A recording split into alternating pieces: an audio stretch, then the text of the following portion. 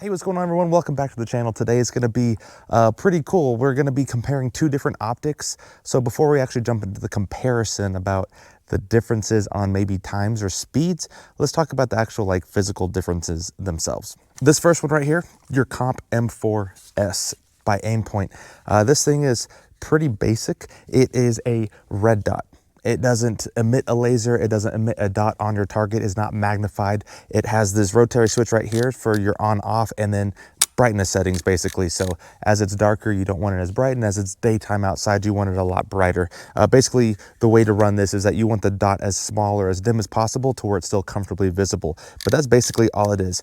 Elevation and windage knobs right here. It comes with the cap. You can have like a little honeycomb thing for anti-reflectiveness. Other than that, that's all there is to it. You have a torque knob, so you don't have to worry about tools. You just torque it down to spec, all built in, and that's your Aimpoint M4S. Right now, the military, we are using this, but we're going to the Sig Tango 6s, or the Devos, the DVOs, whatever you want to call them. But right now we're using these, and for our mission here, basically this is just for fast acquisition type of dot on target type of thing. This is not to reach out and touch someone, while this weapon and the 5.56 cartridge itself is capable of doing that. This is more for your mid-range CQB type of thing.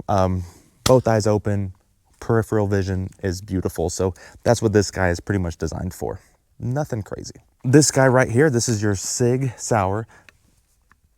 Oh, I thought it was loose. This is your Sig Sauer Tango 6. This is a 1:6 zoom in. It also has NVG modes. It has on-off switches, elevation, windage knob, battery cap on the left-hand side right here. And the hardest thing for me to get on board with this guy is that you have eye relief, right? You have to have this thing set up completely perfect. While you can have scope shadow, you're just basically looking for a red dot. Same type of concept. You want to make this dot as dim or as small as possible. If you're using it with the red dot, it is an etched reticle, which means you don't have to have the red dot turned on for it to actually work or be zeroed or anything like that. This one can reach out and touch something. This does maximize, in my opinion, the 5.56 cartridge. So if you need to reach out and touch someone at 600, 700, 800 meters, you can comfortably do so. It's first focal plane, so as you zoom in, the reticle also gets bigger, so your holds stay true to your zero. Basically, like I said, for my mission, what I do, a Aimpoint red dot is the absolute best option for me, but I did want to see the differences in the comparison going with the 9-hole VTAC barricade. We're just going to be using an E-silhouette steel target out there. I'm just going to time it and just see my different times, and I'm going to run it as fast as I can. And besides the zero I just did to confirm all this kind of stuff, this is pretty much cold. So first I'm going to run the 68 because that's what I'm most comfortable with, and I'm going to do my absolute best. Maybe we'll do the best 2 out of 3 type of thing. Maybe do 2 runs and take the best time from those runs and use that as my time. But the rifle that I'm going to be using is a Dreadnought Industry. This is just a no-name 16-inch rifle. I did take some things out to make it a little bit better for me. Strike Industries brake. Then I've got this little guy here that I got from a tack pack. Put it up on the ledge. Makes it more stable for this guy. This one is a Armaspec ambidextrous, there you go, charging handle and Magpul grip, Magpul buttstock. Other than that, this thing is just a no-name basic, even down to the sling, I don't even know what sling this is, rifle. Again, Dreadnought Industries, no-name rifle. I am running this Troy Industries sling, which I just got, so maybe I'll do a review on this guy, but for $45 out the door, this thing has actually not only looked really good, but it feels pretty decent. It's kind of amazing. Strike Industries stubby grip, same kind of concept with the little ledge stop thingy there. Strike Industries comp or muzzle brake, and then Magpul, and then this guy is a Geisley ambidextrous charging handle. So I'm going to start with this guy. I'm just more comfortable with it, and I know that I can run a pretty good time. Well, for me, a pretty good time. I'm just comfortable. This thing is easy. Dot on target, squeeze the trigger. The other one, not really like that. You just got to get your eye relief right, especially whenever you start getting into the bottom holes. You know, it's going to be a nightmare. Anyways, enough talking. let's get to it.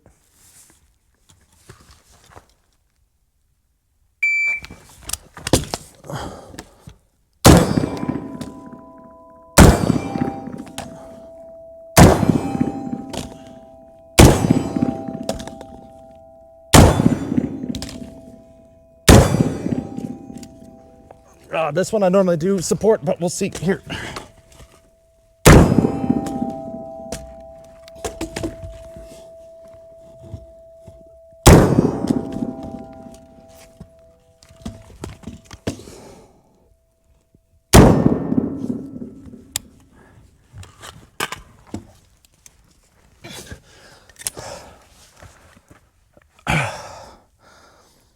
$37.41.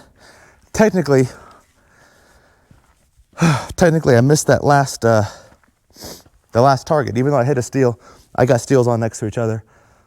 I went for a smaller steel apparently. I thought I was super cool, so whatever. The Tango 6, same thing as before. I'm kind of curious to see the footage because I don't remember taking off my sling or how the sling affected me.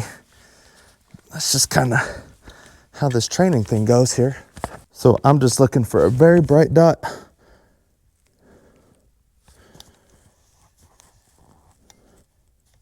There we go.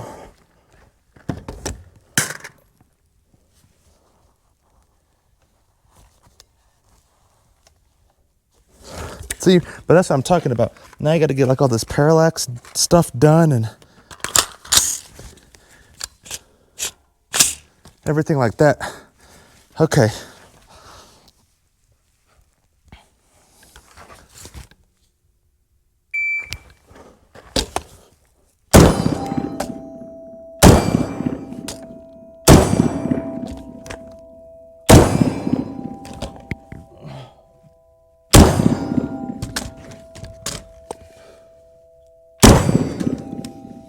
Let me try this way. Oh, there's the...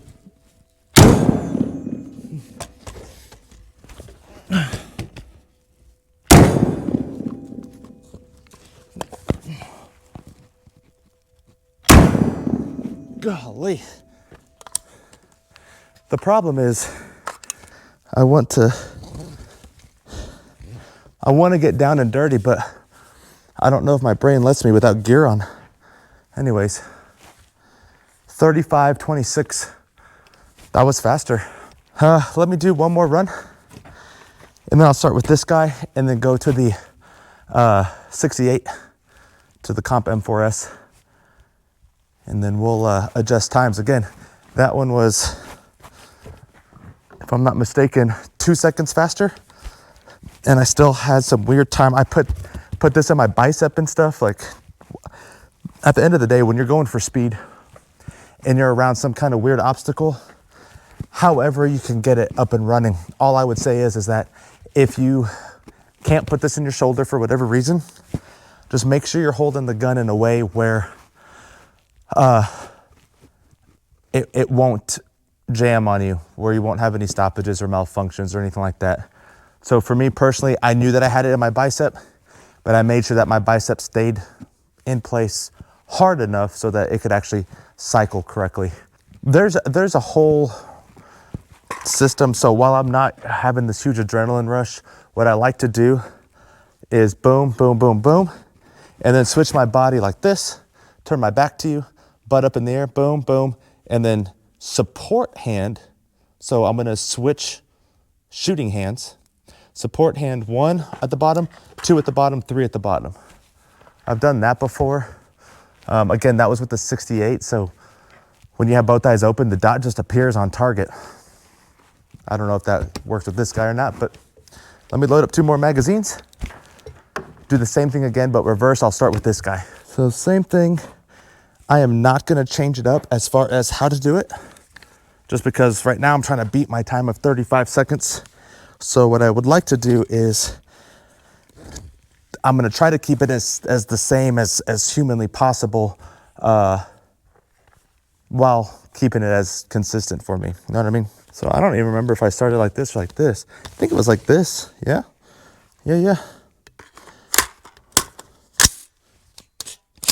Okay.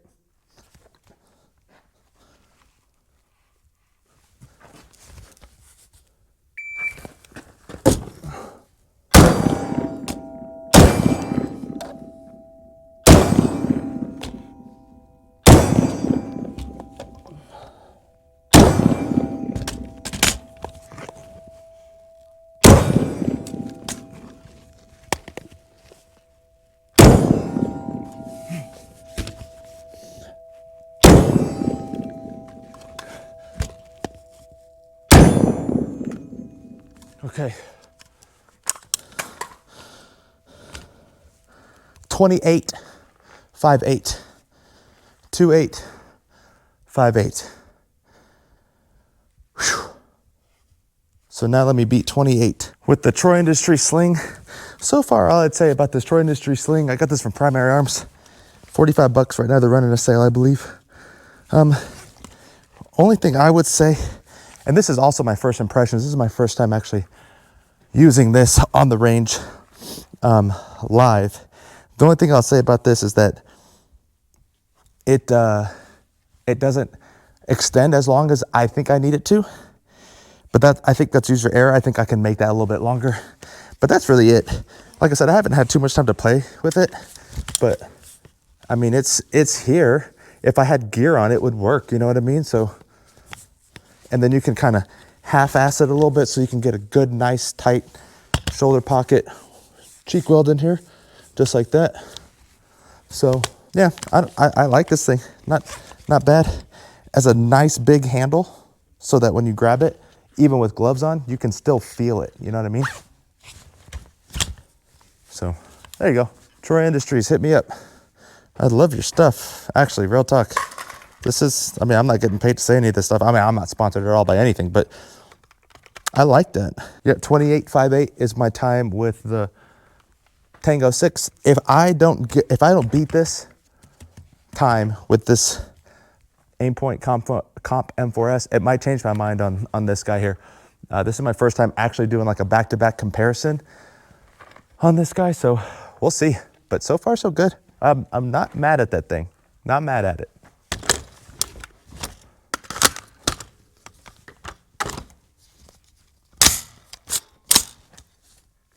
Remember, kids, always press check.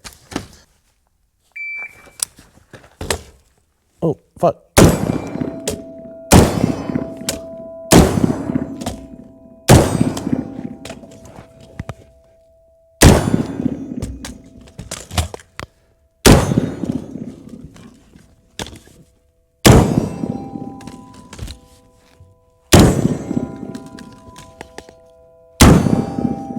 Oh, I felt good on that one.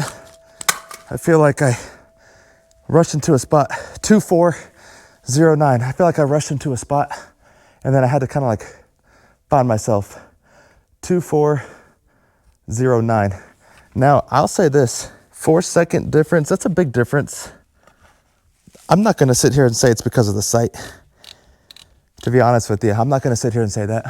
I think after getting a few reps, kind of warming up, gradually getting faster.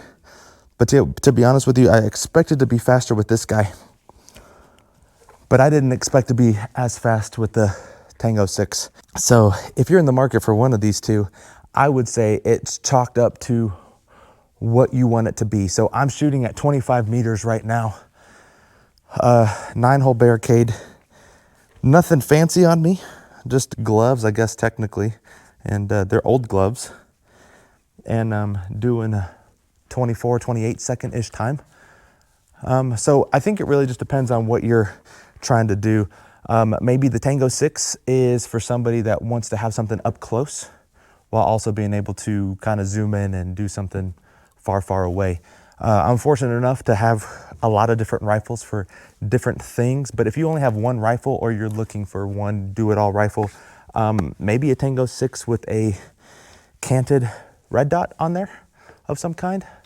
Or I don't know, I mean, when you sit here, I mean, maybe I can do some transition drills with a pistol and just kind of see how fast I can acquire a dot.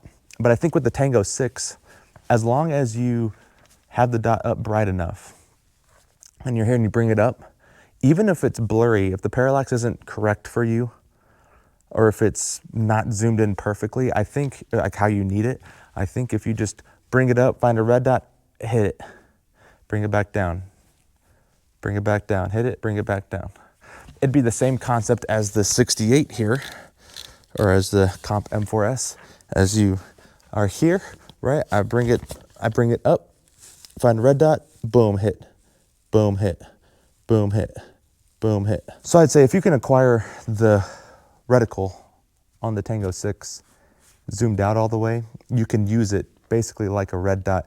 Eye relief and shadow box, scope shadow is a thing though, so just keep that in mind. But yeah, both of these sights are extremely expensive, so you can find alternate brands that do the same thing. The Vortex Strike Eagle is almost the Tango 6 and a fraction of the price. I think those are like $500 or $600, something like that. I've never used one before, but I've seen others. And yeah, you're almost looking at the exact same thing. Same thing with any kind of red dot. I mean, I know Primary Arms has their own red dot, stuff like that, for between $100 to $300 versus this Aimpoint Comp M4S being around $900. So there's other alternatives out there that are budget friendly, but I think when it comes down to it, Tango 6 could be your do-it-all scope. I mean, don't get me wrong. If I sit here and I can get I could probably hit those barrels. You don't have any holdover. You don't have anything to kind of judge on how high you need to hold. Because I see a target down over here that we have set up that's about 300 meters out. I can see it perfectly fine. My dot, I can even bring my dot down just a little bit and still see it okay and make that dot very small. So I can acquire those targets and I can hit those targets. I think it would be a lot easier with the Tango 6, especially whenever you have the throw lever on there to zoom in and out. But that's just me. Let me know what you guys think in the comments down below, and what are you running on your gun, or are you in the market, and what are you in the market for? But anyways, this was the direct comparison between the Sig Sauer Tango 6 LPVO and the Aimpoint Comp M4S. See y'all in the next one.